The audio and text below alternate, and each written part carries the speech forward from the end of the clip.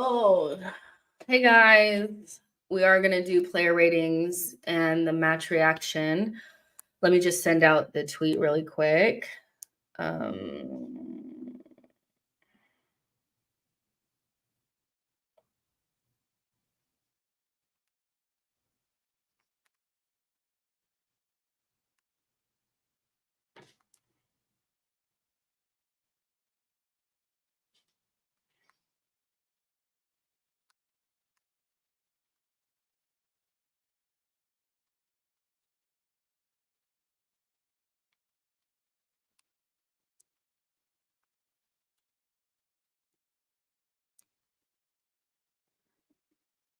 All right. Whew. Oh, that was fucking awful. Like, it really was. Like, I don't even really know. Like, we did the watch along, and I just could not believe how insane we looked, and like not in a good way.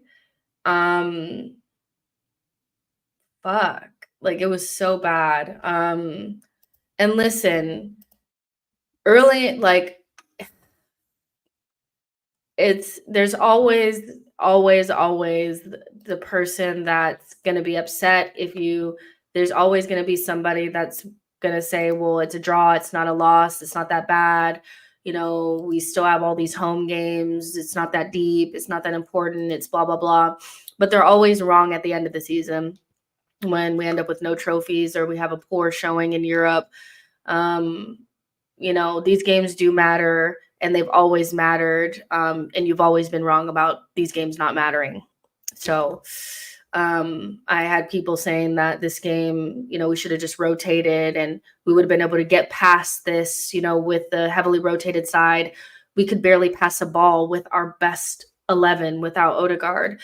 So yeah, we still have a long way when it comes to European competition, because that to me is like an unacceptable performance, to be honest. Like, that's just not that can't be it.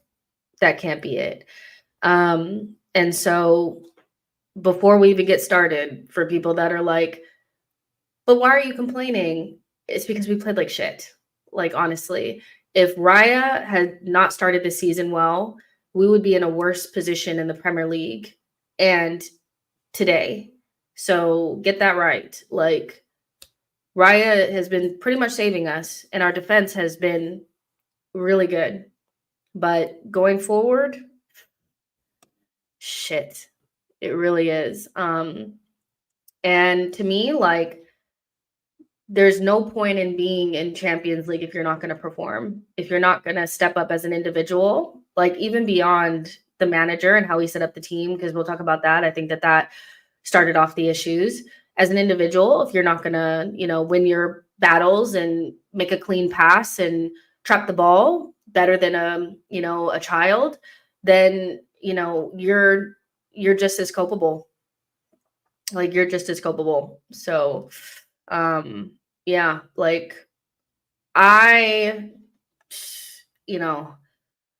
that was not the type of performance that you want to go into the game at the Etihad with. Like, it's just not. We said, I think we spoke about it multiple times when Odegaard first got injured. What's the midfield going to be? What's it going to look like? Trossard in midfield and Havertz in midfield are not long-term solutions. They're not long-term solutions. They're things that you can run in one-off games, but we'll struggle against any Premier League side with a midfield that operates in the way that it did today. There's no continuity, there's no relationships, there's no chemistry, and it doesn't even look good on paper. You can look at it on paper and say it's not going to work. So I don't know why we're running it anyway. And there was a lot of, blame placed on Odegaard's injury. Well, because Odegaard's injured, that's why we played this way. I disagree. I think Odegaard's injury just exacerbates current issues that we already had. Our left-hand side hasn't worked since 2023. Jesus has been a non-factor for a whole season. Martinelli's been a non-factor for a whole season. Partey has been an issue. Like, he's inconsistent. Like, Odegaard's injury doesn't have anything to do with his inconsistency.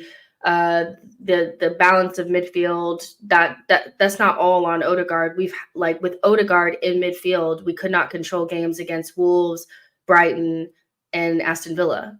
So to me, these are not just Odegaard problems. Like, oh, well, if Odegaard was here, we would have smashed them. Probably not, because with Odegaard in the team, we look suspect in Europe last season. So for me, Odegaard is just, his injury just means that we can't paper over the cracks with our right-hand side anymore.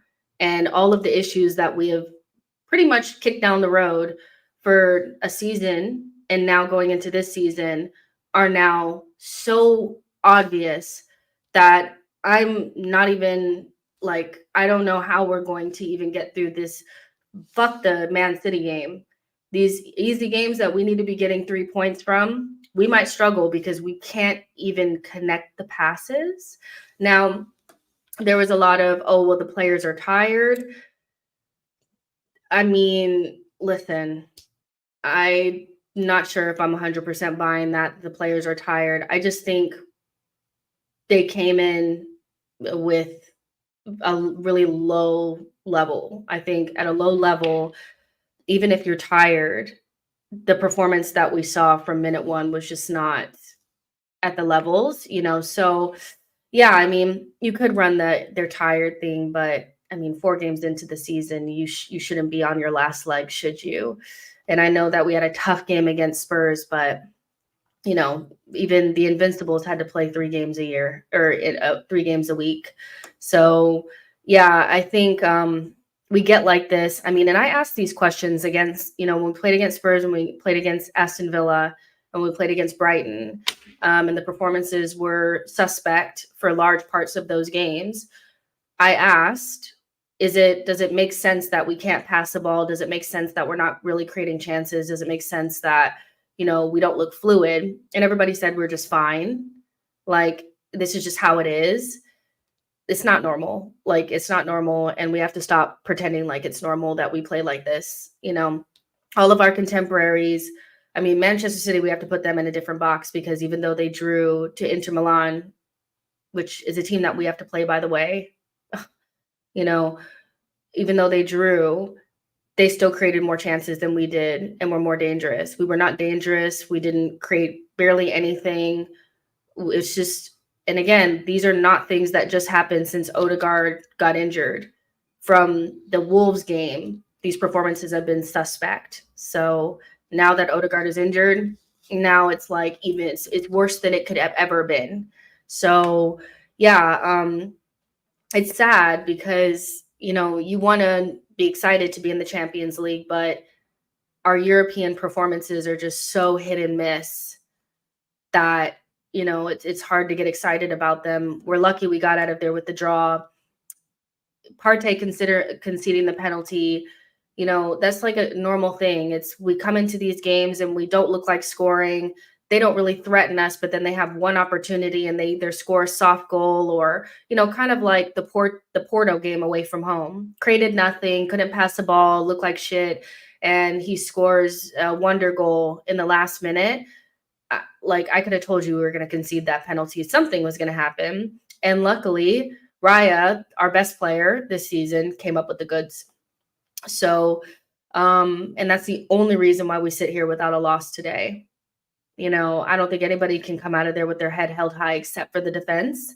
But at some stage, your defense can't be like the only players performing at a high level. Like, everybody needs to up their level a lot more. The individual level of the players since they've come back this season has been pretty low. And that even includes Odegaard, like, who I've criticized this season. He's one of our best players, but he hasn't performed it. He didn't perform anywhere near his level. Martinelli he's in space. He might as well be on Pluto. He's not even on the same planet as us anymore. For those of you guys who are saying Jesus is fine, is he? Like, is he? Seriously? Like, no, he's not fine. So yeah, is crazy. And when the therapy dog, I'm sorry, but I said this at the very beginning that, if you guys don't like people talking about the performance as it was, you guys can go find somebody who's going to tell you that we played well. It's a match review and player rating. So we're reviewing the match, and the review for the match is we did not play well. So I already supported the club. I did the watch along and I supported them for the whole 90 minutes. So again, if you don't like it, shove it up your ass. Like, I don't know what to tell you. Like, you guys get so annoying during these match reactions. Like, especially you guys that are so up the manager's ass and so up the projects behind that you just cannot like have a normal conversation. We played poorly today and we haven't had a great performance all season. These gaps are here. So like, I don't know what you expect people to say, but grow up. Like, seriously. John says Ederson did the line breaking for Atalanta better than Partey did for us. He was our worst player on the pitch along with Martinelli. I actually disagree. Jesus was far and beyond our worst player. But, Jesus, like Martinelli was also poor, and then Partey was also poor too.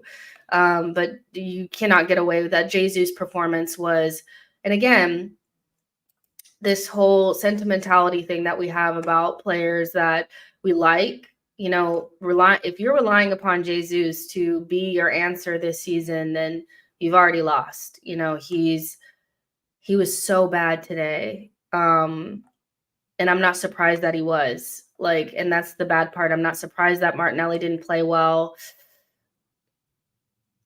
Partey is, he is what he is. He's going to be inconsistent because that's who he's been. He's had one season of consistency.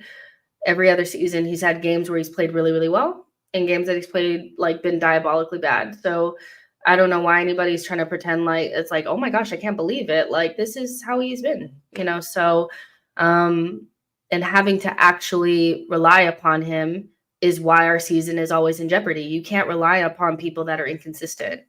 So yeah, but listen, it's interesting because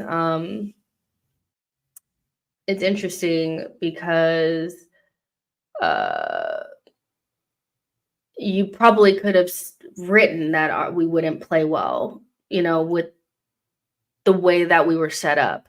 But the individual level was so low that it made it worse. So yeah, let's go ahead and hop into the player ratings.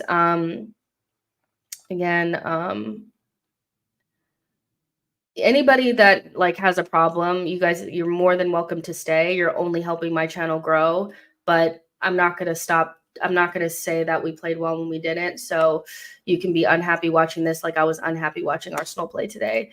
John says Calafiori was the best player when he came on, including Raya. And here's the thing about the Calafiori thing too, is that I feel like he should be starting. And like people are, oh, well, what about Timber? Timber should probably be starting on the right, because if you want to start a conversation about fullbacks, Ben White probably needs dropping, and that's not saying that he's not good, but he hasn't started off this season well, and Calafiori is playing well, and Timber's playing well right now. So why not play the two players that are actually playing well instead of continuing to play Ben White, who's not playing well right now?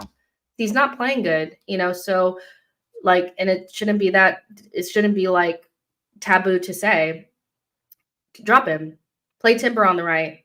The right-hand side already has no continuity. Now that Odegaard's not there, the relationship is broken. The chemistry is broken anyway. So you might as well just play players that are in form. I don't play players that are in form and play players that play well together. Martinelli and Rice don't play well together. Thomas Partey and Rice, I think we're starting to see I don't think they play that well together. I think Jorginho and Rice play better together, which we started to play much better not much better, but we were much more fluid when it was Rice and Jorginho. Trossard was in the 10, Kai was up front, and Calafiori was on the left, because we had a natural left footer on that side. Having two right footers on the left-hand side when Martinelli desperately needs somebody that can pick that pass into that left half space just feels like you're killing your left side even further. So, I feel like the answer is just so simple. Play Calafiori. Why are you waiting? You bought him. He was your key signing, this summer. Play him and play Timber on the right. Like, drop White. He's not playing well, and Timber deserves to be starting. Play Rice with players that play well with him. If you're going to Jimmy rig Martinelli in the team, play Martinelli with players that play well with him, and just stop the nonsense, because that lineup, when it came out, I was like, so he's just going to go with players that don't play well together? Like, that's crazy. Already when you're broken as it is, at least go with players that play well together. No left footer on the left-hand side with Martinelli is like death for him. And he's already playing poorly as it is. I would drop Martinelli. And I've said that for weeks. I wouldn't even started him this season. I wouldn't have started him this season anyway. I would have started Trossard. So at the beginning of the season, because also Trossard plays better with Rice and Kai, and that's who's playing. So it's wild. There's nothing we really can do about the window, because the window, I'm not surprised that we have these problems, because the window didn't solve a lot of our problems. And then we got major injuries. But now you need to find solutions. And I feel like doing the same things over and over again doesn't breed results. Stop doing the same thing over and over again.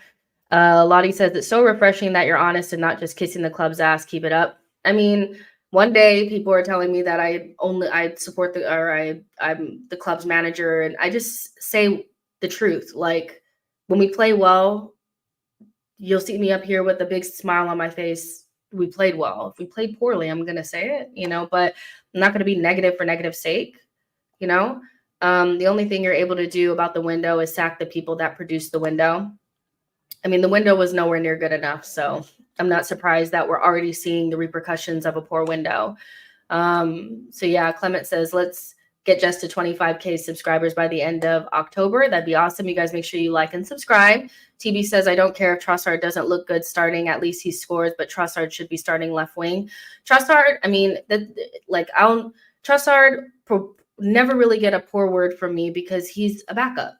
Him and Jorginho play like backups. They play like players that have gaps in their game, which is the reason why we bought them for what we bought them for, and why they're not starters. We bought them as players on the bench. The reason why they have to play more is because the actual starters aren't doing what they're supposed to be doing. And so Trossard is now playing out of position, and he's trying to do as good as he can. I still think it's a mistake to try to put forwards in midfield. But Trossard is doing the best that he can with the tools that he has. If you don't like Trossard playing, then you need to figure out why you need to expect more from Martinelli, because Martinelli is the main reason why Trossard plays so much now.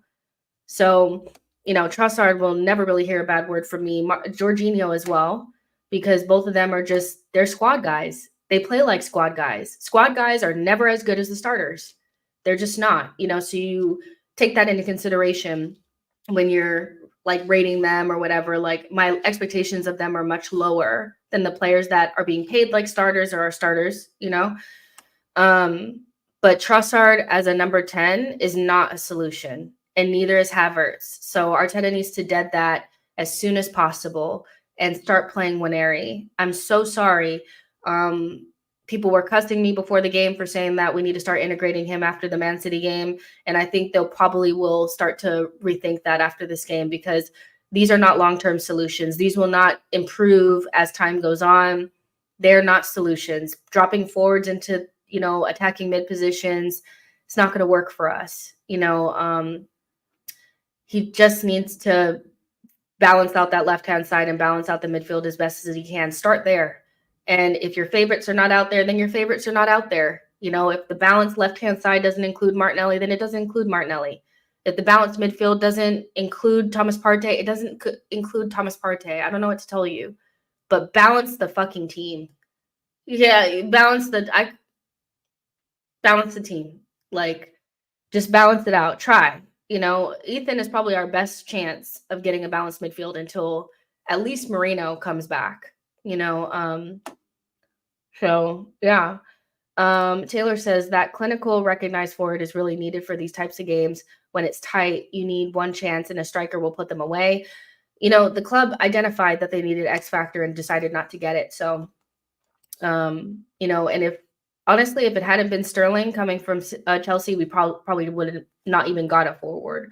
So they have to eat that. When I said at the end of the window that you made your bed, now lie in it, I meant it.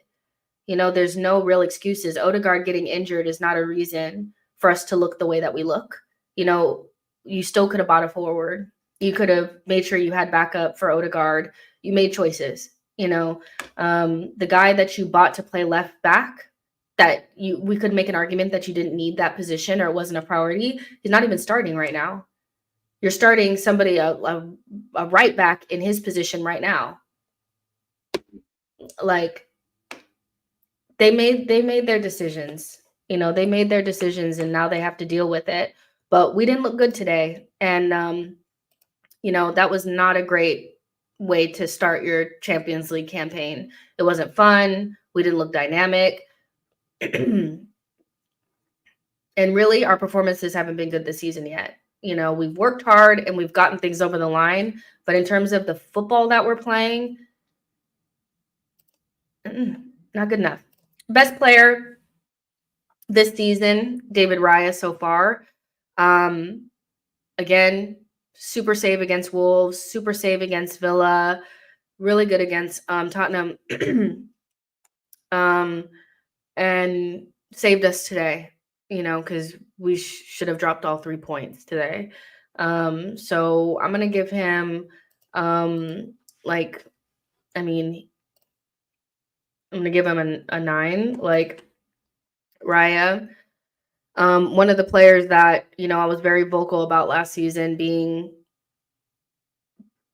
an upgrade, and he has been.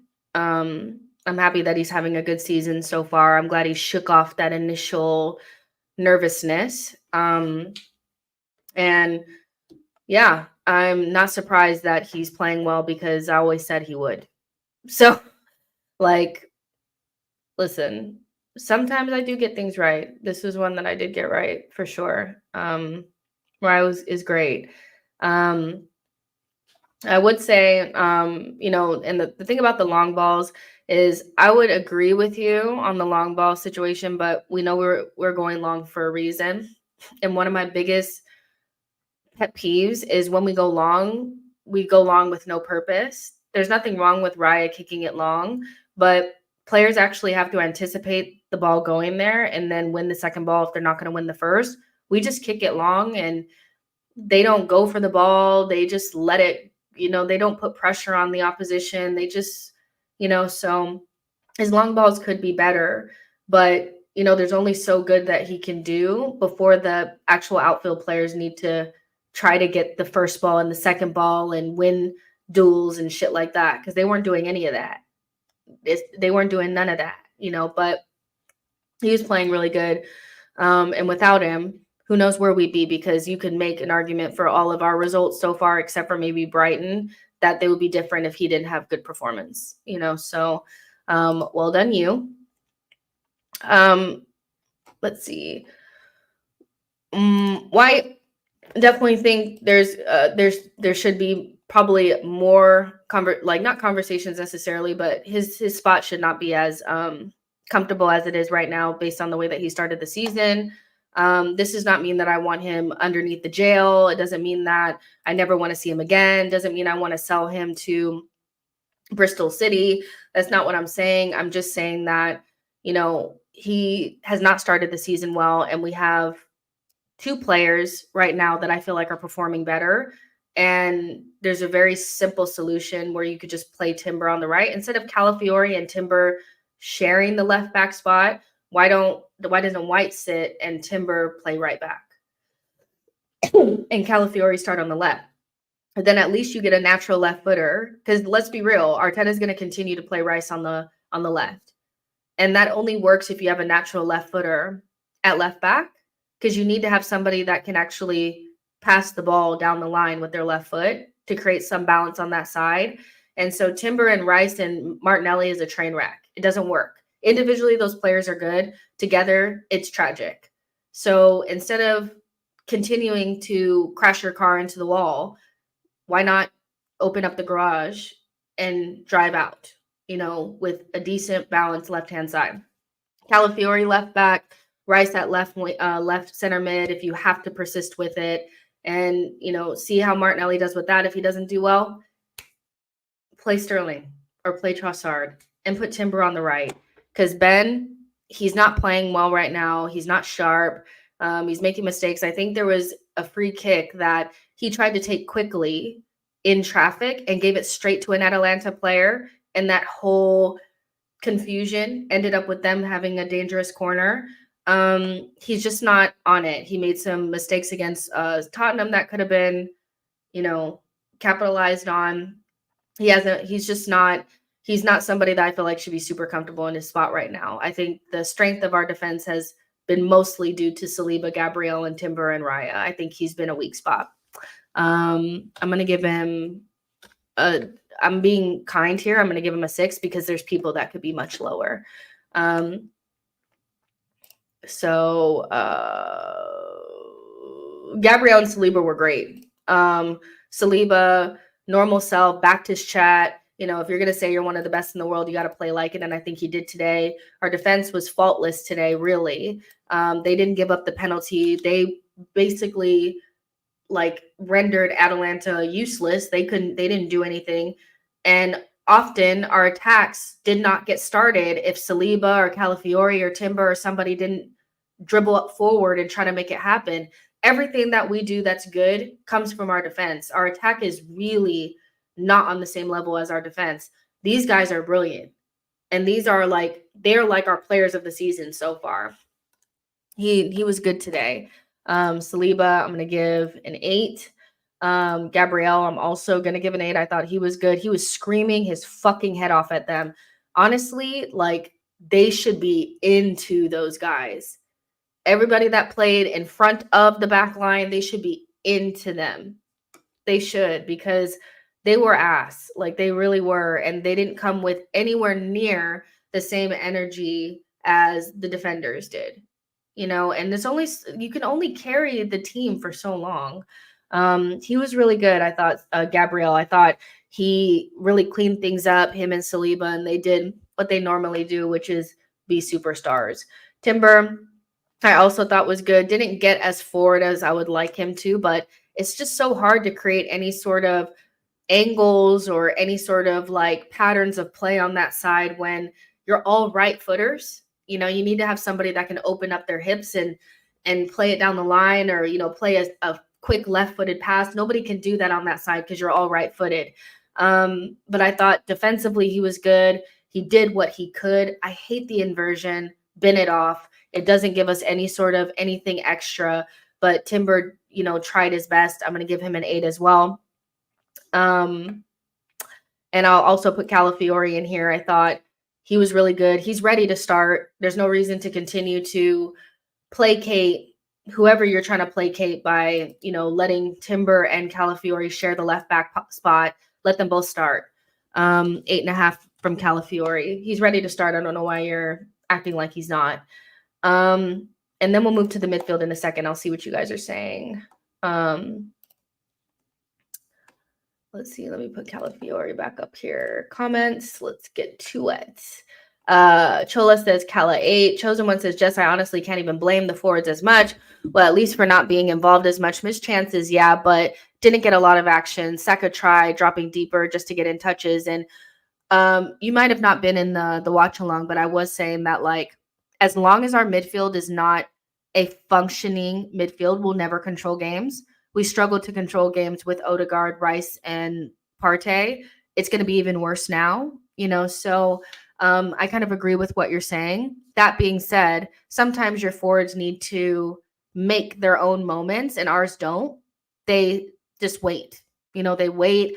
They don't drop in and, carry the ball or make a moment themselves or create a little bit of space for them to get a shot. If they're in a position where they're not getting service, they don't force the issue.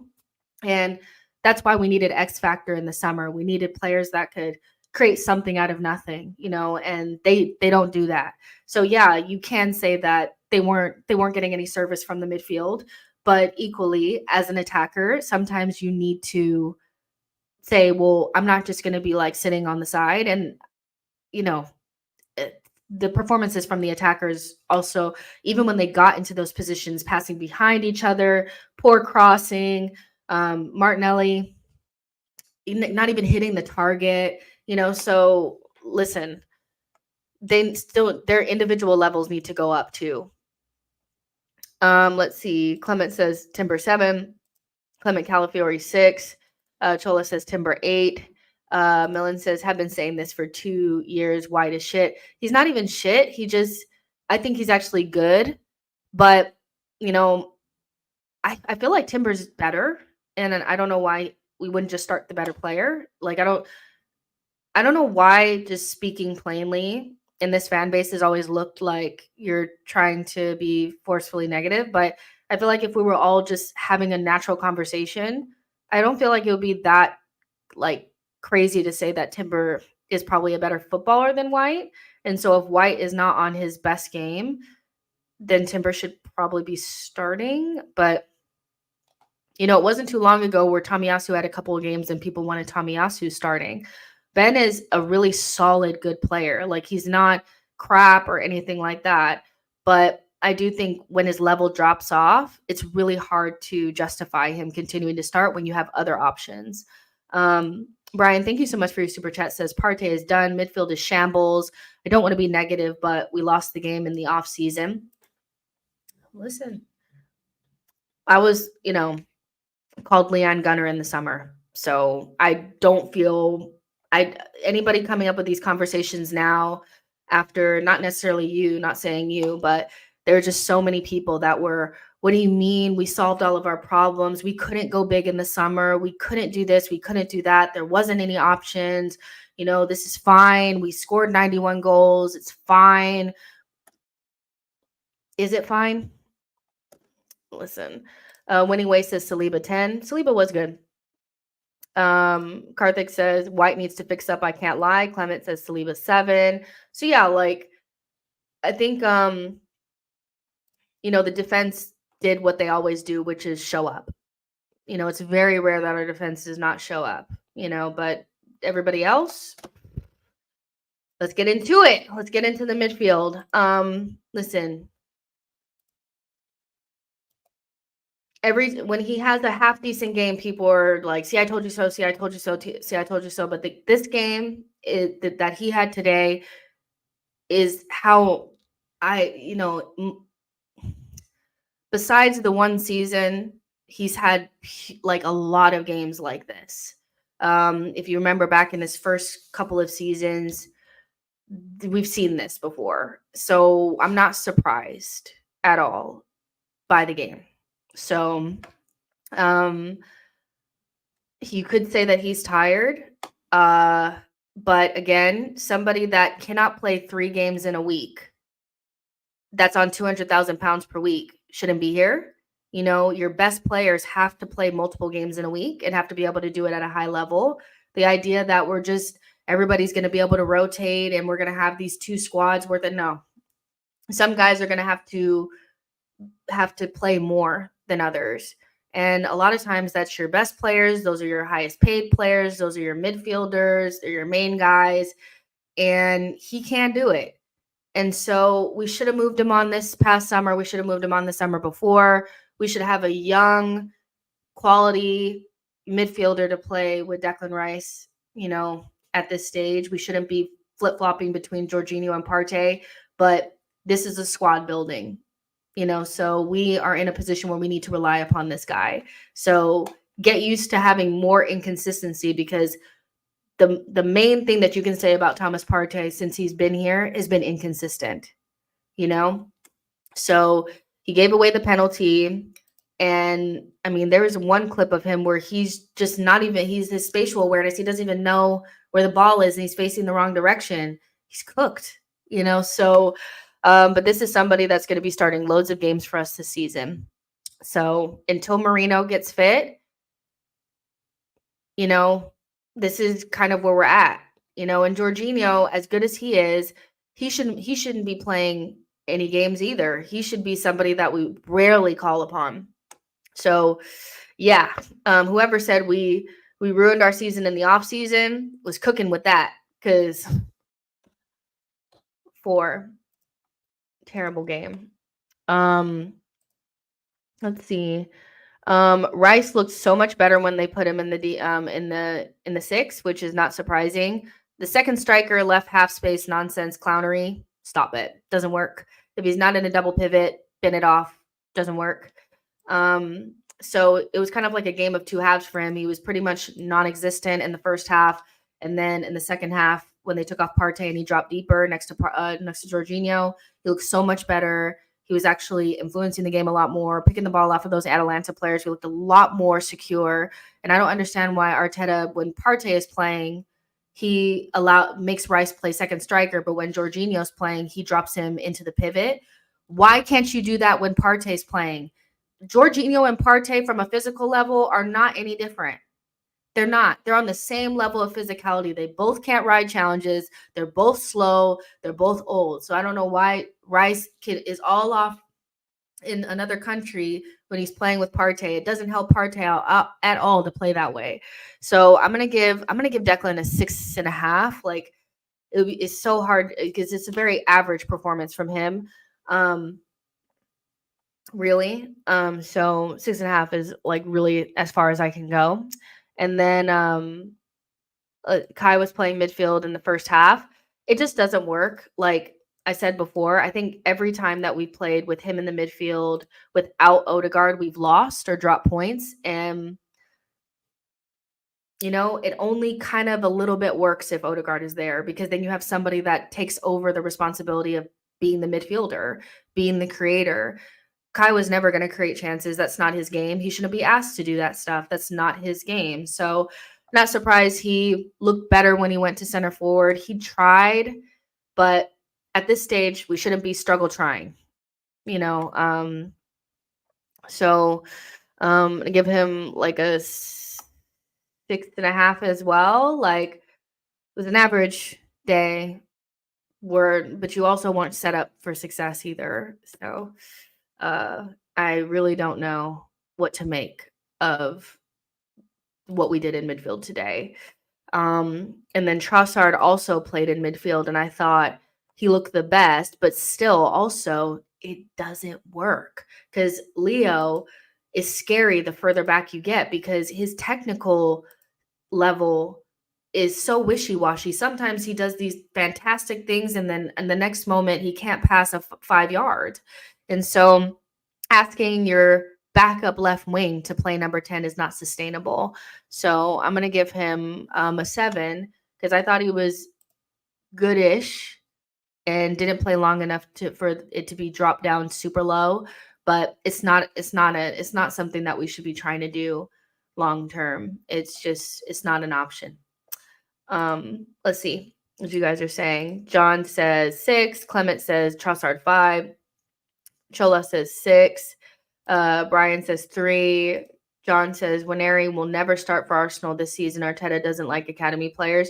Well, get used to dropping points and not looking like you can score a goal, because I just think that you have to go with balance in midfield. You have to go with profiles that suit each other. You need to do that instead of just going with, I trust this player and they're older. Stop doing that. In fact, Arteta in his first full season, did this exact same thing, where he didn't go with what worked. He went with older players because he felt like he could trust them. And that's why he persisted with Willian until December. And then once he trusted the kids, we started to instantly play better. Now he's reverting back to the nonsense, playing players that are painfully out of form or doing things that don't work for the sake of he's older and more experienced. Doesn't work. Balance and like relationships are always more important than he's just an older guy that I trust more. And so if he doesn't integrate Waneri, we're fucked. Because right now you don't have another midfielder. You're actively pulling forwards into your midfield to try to make it work. And your midfield already was suspect with Rice and Partey, and you're making it worse. So Yeah, I really do think that he needs to just integrate Winery and stop the nonsense. DAJ says Odegaard is the missing piece. I still fight back against this a little bit, though. As much as I am kind of laughing at people who thought we'd play better without Odegaard, the most brain dead part of our fan base thinks that we play better without Odegaard, or Saka would play better without Odegaard. He's been a non-factor for 2 games without him. But these problems were there before Odegaard was injured. They're just exacerbated now. The left-hand side being a fucking mess has nothing to do with Odegaard being gone. So it's just exacerbating problems that we would still have. And we heavily relied upon our right-hand side to carry us in attack. And now we don't have that, because you take Odegaard out or you take Saka out and it all falls apart. So, yeah, I don't want to put too much emphasis on the Odegaard injury because although it is hurting us, we watched games earlier on in the season where we didn't quite look right anyway with him in the team, so it's not just Odegaard. Chola says, why was he even in the midfield in the first place? Put Winery there and let him be up front 6.5. Chosen One says, Jess, you were cooking when you said try Saka at right 8. We got to have creativity in the build-up, and Odegaard being out makes that a lot more difficult.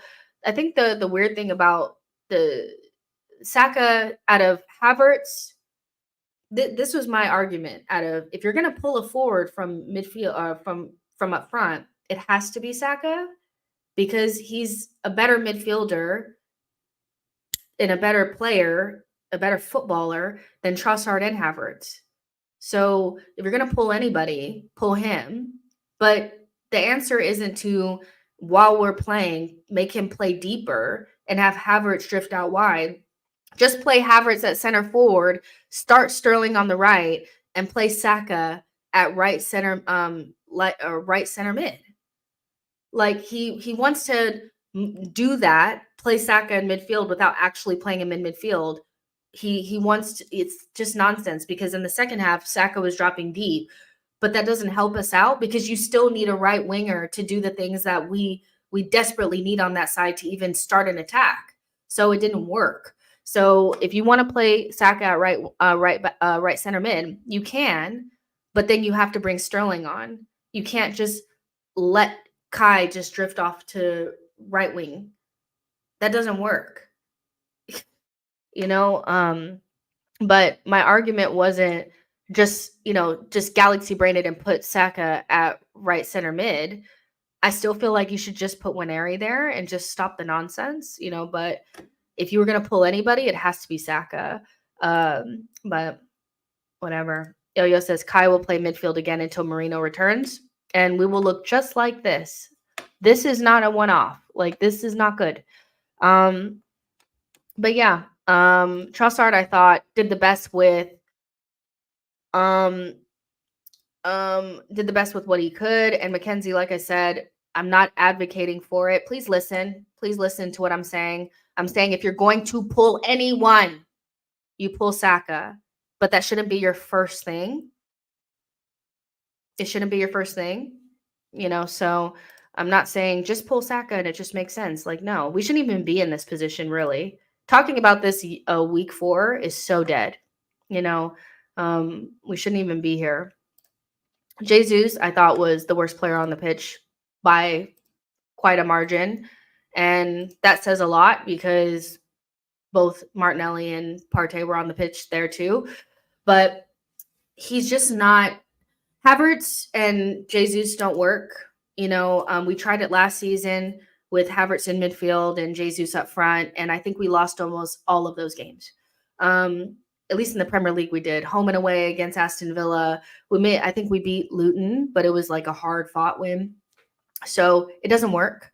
And Jesus, his head is just not there. The fire in the belly bullshit, it is what it is. Like, I just feel like whatever you can do to keep Kai up front will help us, and do something else in midfield. The answer cannot be Kai in midfield and Jesus up front. It just doesn't work. He just was he was getting knocked off the ball. He was weak. He was slow. He was sloppy on the ball. He was fouling. It was really a nightmare. And so, yeah, it wasn't his day. But I'm trying to figure out when will it be his day. We're a long way away from them 4 months where he played well. So, 4.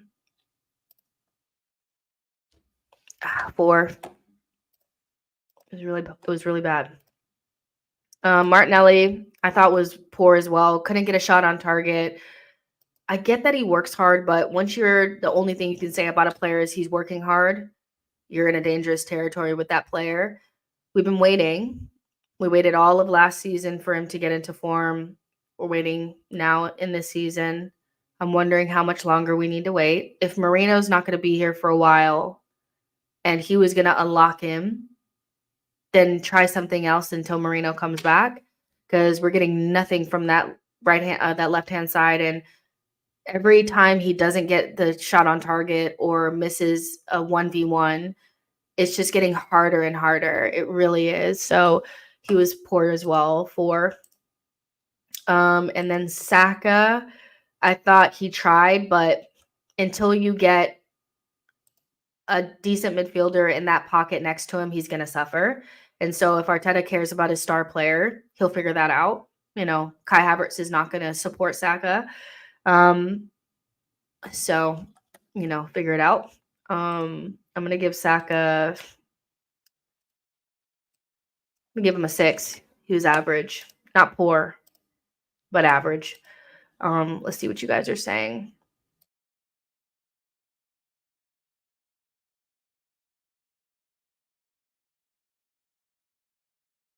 Oh, sorry. Jess, do you think our defenders are better than our forwards? Yes. I've said that many times. I think our strength really lies in our defense, but it's very lopsided. I think our midfield is very questionable.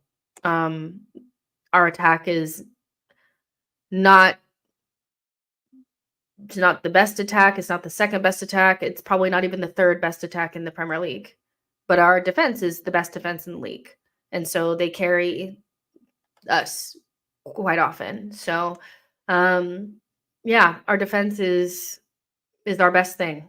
It's what's making us a good team at this stage. So, we needed to buy forwards this summer. We needed to buy a striker and a winger, which is what they said that they were going to do, and they didn't.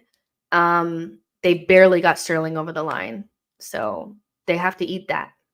Anton Dunn says defense, including Raya. Exactly. Lucas says, incredible as it may seem, it is possible that Sterling could put Martinelli on the bench during the course of the season. I mean, Sterling, if he could get up to any level of fitness, you can make an argument that he's our second best winger. Our attacking depth is not anything special. It's, our attack is very heavily reliant right now on Saka, so Martinelli hasn't really been anything since two seasons ago now. So yeah, Sterling, if he got up to any sort of level of fitness, instantly probably becomes our second best winger. And I think that says a lot about our attack, but we scored 91 goals last season. So why am I complaining? That's what I was told. We scored 91 goals. So we're fine. Right? Dennis says, Jess, you are right not to gas up this team. Performances are confirming this. Listen, we know when we're playing well. Back end of last season, we were playing so well. It was just our defense was like clamping guys down and we were scoring 4 or 5 goals a game. We were really good. But I said it, you're never allowed to be honest with the fan base, really, you're not. But it was like, why are you complaining about the Wolves game? We won. Why are you complaining about Brighton? We were down a man. Why are you complaining about Aston Villa? We won. Why are you complaining about Tottenham? We won. We have not performed anywhere near our level this season yet. And you can't just say we're building up a head of steam until the end of the season. You can say that, but I think the gaps in the team are so big that we can't paper over the cracks right now. We don't have a right-hand side that can paper over the cracks. So yeah, it's tough right now. But you know, at least we didn't lose. At least we didn't lose because we deserve to. James says Arsenal 2023 attack, Arsenal 2023-2024 attack. I think honestly, like, Arteta's gone away from what made that attack successful. It wasn't necessarily the individuals. It was the fact that everything around it was balanced. Everything was balanced. That season, everything was balanced. So once everything behind the attack is balanced, like, then the attackers can just do their thing. And they had more freedom in that season as well. We played a lot more of a dangerous game that season. We were a lot more willing to throw men forward, get overloads, and we put Saliba and Gabriel under more stress. They had less men around them, but we trusted them to defend more 1v1. I felt more of a, everything was equal. The midfield made sense. The defense made sense. Like, you could carry Zinchenko a little bit. The midfield made sense. You had Xhaka on that one side. He was left-footed, but could also drop in next to Partey and support him. Partey was probably at his most consistent, and then Odegaard could just be a creator. Now he has to drop in and receive the ball off of the goalkeeper and go on the left and go on the right and be the creator and be the build-up. He didn't have to do that in that season. And then Martinelli had the side was working for him. And so we didn't have to heavily rely upon the right. We've totally gone away from that. Each season that's gone past since that, we have undone all of that and became more defensive, more stiff, more rigid, and we haven't solved any problems from last season that are so obvious, So, yeah. You don't, and here's the thing, it's like people will be like, well, it's just Xhaka, it's just the individuals. It's not the fact that we don't have that same midfield. It's the fact that it's not balanced. The players don't work together. There are plenty of teams that don't have Thomas Partey and Xhaka in them that play just fine. So you don't have to have those specific individuals in your team to still apply similar principles or at least flow. We don't flow because we don't have balance anywhere across the pitch except for in the back. So, yeah, that's why. Like, that's what I think of. It's just it's nonsense. Really. Boy says it's worse now compared to the start of last season. It is. Blaze says Xhaka, Partey, Odegaard was more balanced midfield. Since Xhaka left, we didn't replace him properly. We haven't. Basically, you bought Declan Rice. People were like, okay, well, Declan Rice is the Xhaka replacement. Never bought into that. He's a DM. And there is a way to play with him as your DM and still be able to flow. But we've never had a left center mid that can ball. Declan Rice has never played with a left center mid that's an actual footballer, or somebody that's an actual midfielder. He's played with Kai in there. He's played with Trossard in there. But he's never played with a left center mid that can do anything like a Xhaka or anything like that. We waited too long. A Marino type signing should have came in the same window that Declan Rice should have came in. But we tried to do Kai in midfield and it didn't work. So I've been dying to see Declan Rice with Marino and Odegaard because I know it's going to work. It's just going to work and it's just going to be so like normal because it's a balanced midfield. But we're not even getting to see it because two of our midfielders are broken. So it's like, it's back to square one. But the idea that you can't play with Rice at the base of your midfield is heavily based around viewing the midfield from Kai, Rice, and Odegaard and never considering that you can't play with Kai Havertz in there. You need to have another midfielder in there. He needs another footballer in there with him. He can't have a second striker or, he needs somebody else that can, he needs somebody that's going to drop in and receive passes and, So we just have never even attempted to balance things on the left or in the center of the pitch. That's why everything is on the right, but listen, I love this team and I love this club. And I know that people have a hard time like understanding that because they feel like the only way to support the club is to pretend like we play well all the time, even when we don't. Our Champions League journey is by no means over today. You know, drawing today doesn't mean that we can't get out into the knockouts. It's not that. But I do think that we tend to say the same things every year, or not me, but some people tend to say the same things every year, that these games don't matter. There's always another game. You know, it's okay to lose that first game. You know, in Europe, this is fine. Not buying a striker is fine. Not buying the attacker is fine. Not balancing them. If all these things are just fine. But then, and they cuss me out, and then we end up with no trophies. So, you know, I'm never silenced because they're always wrong in the end of the day. So it's like, okay, you know, but hopefully they learn, you know, from today's game, because this was not only from the manager standpoint, because Arteta set us up poorly from the beginning. He needs to bin off some of these ideas that he has. But from an individual level, and the individual performances of some of our players were so low that I was actually shocked that they actually thought it was okay to perform like that in a Champions League game. This is the biggest, the biggest club competition you can be a part of, and I just feel like we kind of shit on it a little bit.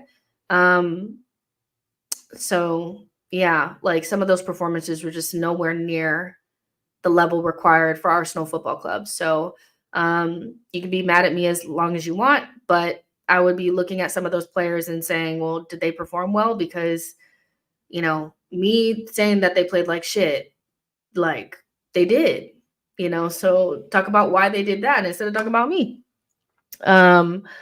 James says, not going to lie, Barca losing made my day a bit better. It's good that they lost, you know, because they were getting on their high horse.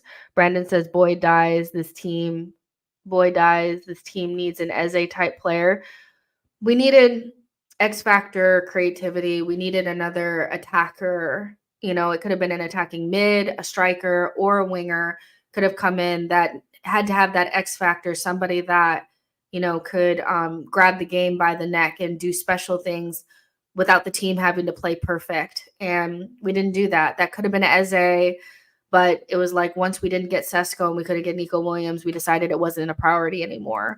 And there are plenty of players out there that could have given you that. We didn't need Nico Williams to do it. That's just an excuse. James says, we got City next, Havertz midfield incoming. Look, I would take a draw right now. Brian says, can't wait for Marino to start. I believe Rice, Marino, and Odegaard is our midfield. Left back, Calafiori. Right back, Timber. I would love to see, like, when Marino comes back, because Odegaard won't be back. When Marino comes back, Odegaard will still be out, because Marino will be back in like a month, and Odegaard will be back in like 2 or 3 months, maybe 2 months. So I would love to see Rice, Marino, and Nwaneri, like a balanced midfield. Sorry, like we have to dead the Kai Havertz in midfield thing. And no, like I'm wondering, because once Marino comes back, is Arteta still going to try to do Partey and Rice together with Marino? Because that could work, but it's also giving force. Just put Nwaneri in. And yeah, start playing Timber on the right and Calafiori on the left. There's nothing wrong with shaking things up. Like, White not starting for a couple games is not going to end the world. Like, it's really not. But he's not playing well. But Timber is, and Calafiori looks good. So no reason to have them swap spots, you know. Lucas says, I disagree. Rice made me quickly forget about Xhaka's disappearance. I believe Marino, Rice, and Odegaard become the best midfield in the last 10 years or more at Arsenal. Hopefully. I mean, but we have a while to wait for that to come. So we need to find a solution now. I don't think people are really deeping how long it's going to be before we see that actual midfield. It may not be until like December until we see that. And we are in September now. So you have to get through October and November. So we need to find a solution now. And the solution, whatever we did today, wasn't it. Yo-Yo says Partey is only playing because we're not double inverting. I'm sure of it. Anton then says Arteta is a stiff manager. Can't be stiff in Champions League. If you don't have devastating attackers, the way that we play in Champions League won't work. the scared way that we try not to make a mistake, but don't open ourselves up and don't allow our players to just kind of do their thing, it doesn't work in Champions League. So if you're going to be stiff and defend for your life and just get the odd corner here and there, you have to have a bagsman up there that's just will eat the crumbs that you give them. We don't have that. We have players that need 4 or 5 or 6 chances to score 1 goal. They're not clinical enough. So the only way to counteract that is to create more chances, and you can't create that being scared. So Arteta needs to rethink that in the Champions League. And in the Premier League, we'll probably get away with it for the most part. We'll score the odd corners here and there. We'll get the penalties that we need. We'll score just enough. But in Champions League, it's not going to work. Chosen One says, it's because our main characters are Odegaard and Saka. We need more creativity. Only way it would work with less creative players is when you have a generational creator like KDB or Trent. We've needed more in those attacking positions for a while now. So, you can't just expect Odegaard and Saka to just do it all and the left-hand side do nothing, or your center forward do just enough, or, you have to do more, So I don't know. It all goes back to the window. To me, it all goes back to the window. And it's tiring talking about the window because it's closed now. There's nothing we can do, So yeah, Johnny D says it's fine. We conservated our stamina for City. I don't think if that's what we did, then fair enough. But I just think we played poorly because the team was set up badly, and if you conserve your energy for City and then you get walloped or you lose, it all looks stupid. You have to play for the game that's right in front of you. We're not good enough to beat Atalanta playing at 40% and then go to City and do anything. So this whole desperation for the City game, just I get, because I think it comes from my vantage point of I don't think we're going to win the league. So I don't see this game as if we win it, that changes everything, because we beat them and drew last season and still didn't win the league. So for me, it's not that deep, but I would love for us to have a deep run in the Champions League and at least win one domestic cup. Because I feel like that's kind of where we're at, but we just overlooked the Champions League and we're just like, Man City, what is the likelihood of us going to their place and beating them? I don't know. We need Martinelli to shoot somewhere in between, straight at the keeper and next to the goal. We need him to hold bench for a little bit. Lionide says, as long as we grind out results in this difficult period, then I'm happy. I don't think we can grind out results for 2-3 months, though. I think that's the only reason why it's bothering me more is because I know grinding out results for 2-3 months is unsustainable. You can do that for a month. You could do that for a couple of games.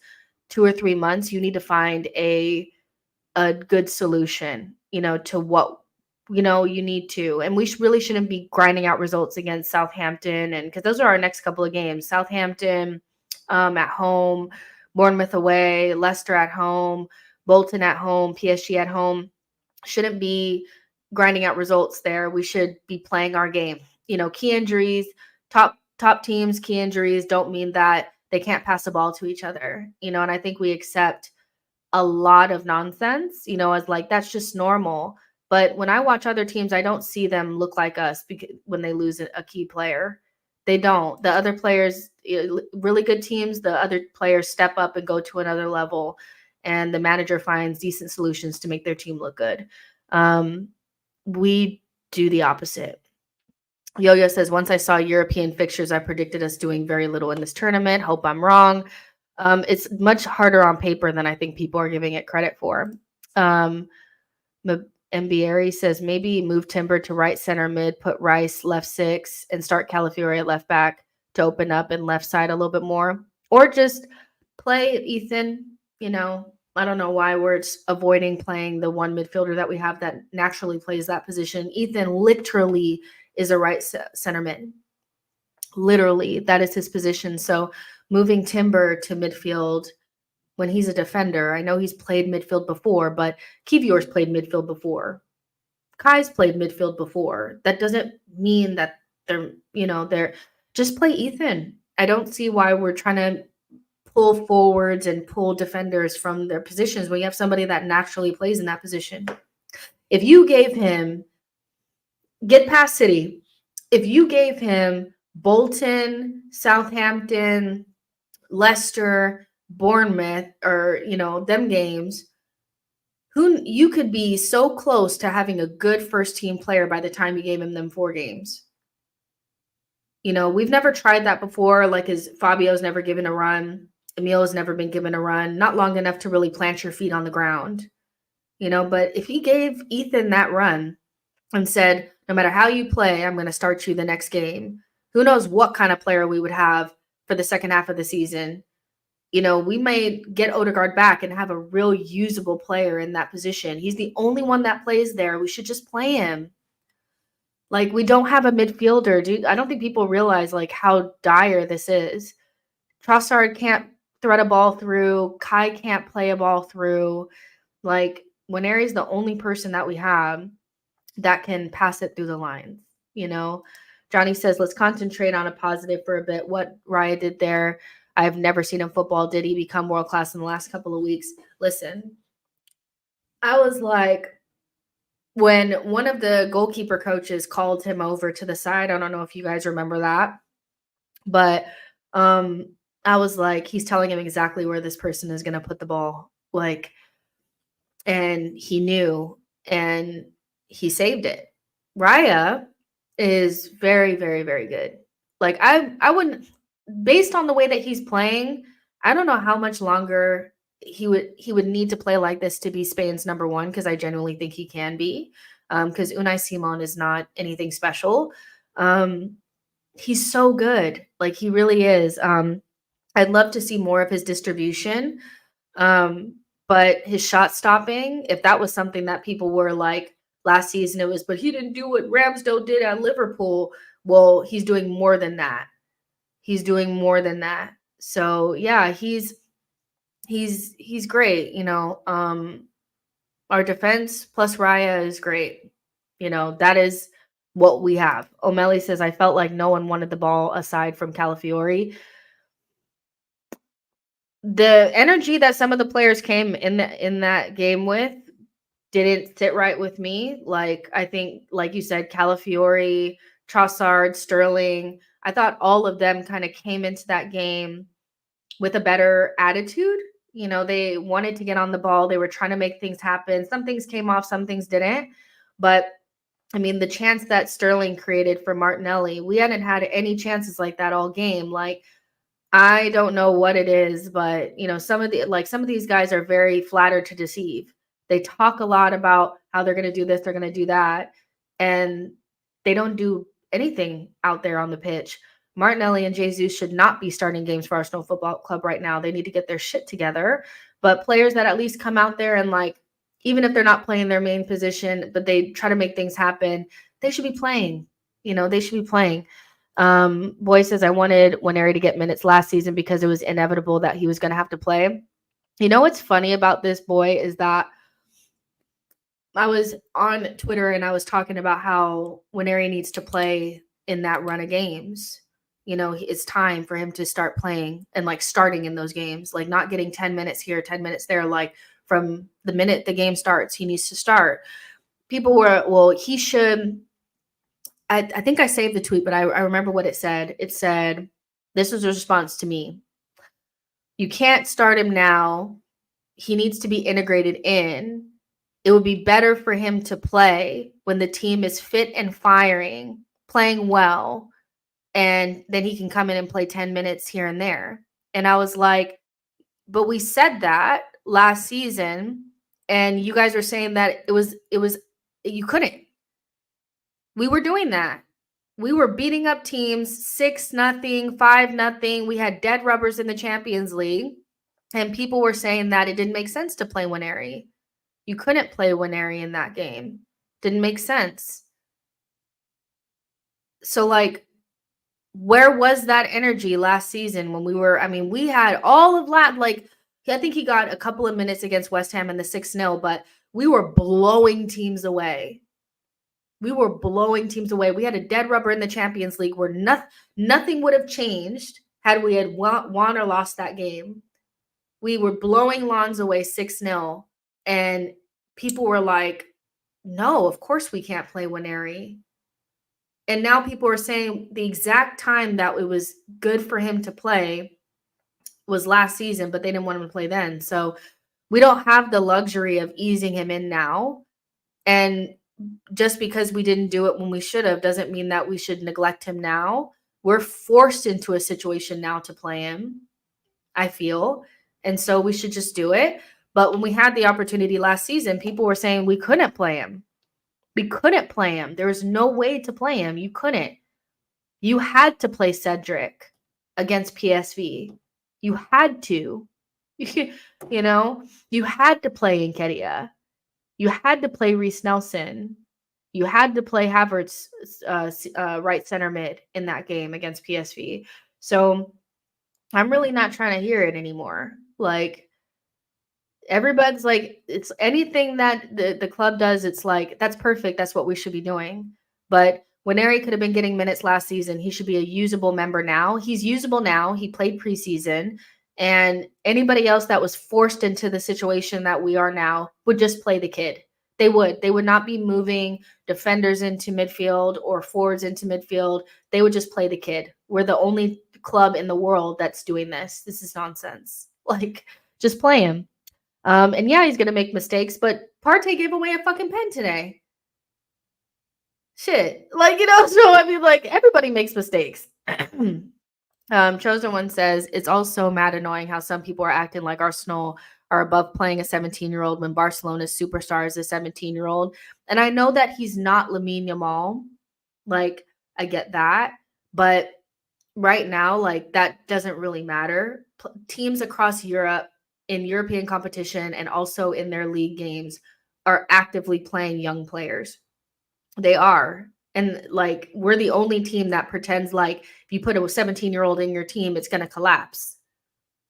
I don't think Waneri could have played any worse today than Kai did in midfield, than Trossard played in midfield today. I don't think he would have played any worse than them. I really don't, because these performances are not good. Like, they're not good midfield performances. So if his is average, we're at least getting a little bit closer to where we want to be. I really don't think that we're in a position where a 17-year-old is going to collapse us. And if it does, if playing Ethan means that we can't play our game at all, then we're not as good as we think we are, So I would start playing Waneri as soon as possible. I think he's the only option that we have to play any semblance of a balanced midfield. Leave Kai up front. That's that's his bread and butter. That's where he plays best for us. And God help us against Man City, because we've fallen apart so quick. We haven't fallen apart, but there's a lot of questions very early on that we probably should have answered by now. Blaze says Wenger gave a chance to Fabregas when he was 17. We also, I believe Hector Bellerin, when he first got integrated, it was because one of our fullbacks got injured and he just had to step in at like 16. And I know at the end, Hector Bellerin was like kind of a joke, but them first couple years before he got that ACL or that long-term injury, that guy was fucking brilliant. Like, he was, but it was a trial by fire. I forget who got injured, but he came straight in. It's just not, this whole idea that we just cannot play him feels like a joke. Ramen says, big up Jess in chat. Blaze says Debussy was injured. Exactly. Like, trial by fire, put him in. Yeah, he got minutes because somebody was also telling me that all the young players that are playing across Europe, and also all the players that have ever been integrated, young players that have been integrated in the past, have always been given 10 minutes and played in low-level games and been built up. And I'm just like, you don't even know the history of your own club. You don't even know the history of your own club. Bellerin, like we're saying right now, trial by fire. He did not get integrated in slowly. He was thrown right into that bitch. Go. Bam. Make it work. And he did. He did. He made it work. It's not deep. It's really not deep. Like it's really not. Like we're making it bigger than what it needs to be. Like Yo-Yo says there are answers in the squad. It's on Arteta. Always has been. Ultimately, I agree. Chosen One says Saka, Foden, Trent. Trent, great player. I forget how it happened with Klopp. I think Klopp just plucked him out and was like, he's great, play him. Foden, a little bit different. I think a lot of Arsenal fans think that that's the only way, because Foden did get integrated slowly. He did. He got integrated slowly, but City could afford that. Saka, trial by fire, pretty much. I mean, he played in some Europa League fixtures, but, you know, when Aries played here and there, you know, but ultimately when we needed Saka, he was just thrown in. So, because Unai couldn't get anything out of those older players, and he just threw Martinelli and Saka in, you know. So this whole idea that we're going to be able to give Waneri 10 minutes here, 10 minutes there, 5 minutes there, and then build it up, we don't have that anymore because we're in a midfield crisis. Boy says Wilshere got 72 games after a loan spell. That's just not where we're at. So yeah, but in terms of the game, it was not good. And I think it's okay to say that, but we're lucky we got a draw. Thank you, Raya, for saving our bacon. The individual performances just need to be better. You know, even despite the system not being the best, individually, you have to show up and perform. And I think some people really did not show up today. But Gabriel, Saliba, Timber, Raya, you were good. You know, so I have no bad words to say about you. You were great. So yeah, I think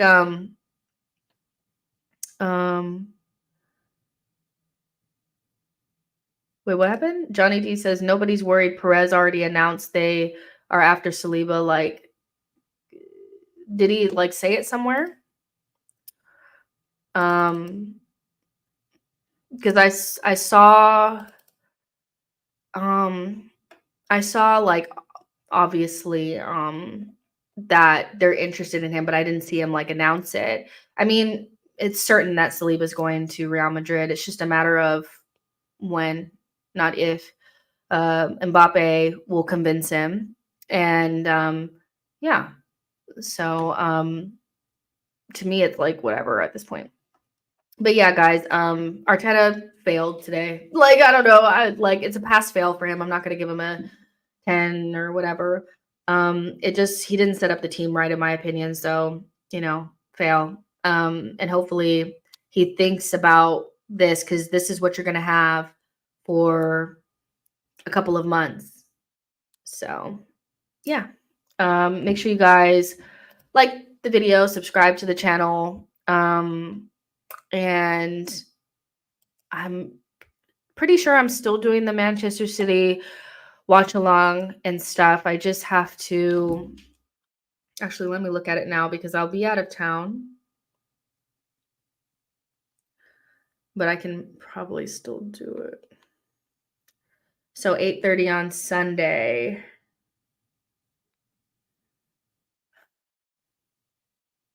May just only be able to do the watch along and maybe a quick one. Let's see, because I got a last minute gig in Atlanta, so I may not be able to, but we'll see. We will see. I'll let you guys know, but make sure you guys like and subscribe, and I'll see you guys in the next one. Raya's the man of the match. I think that's obvious. Talk to you guys later. Bye, guys.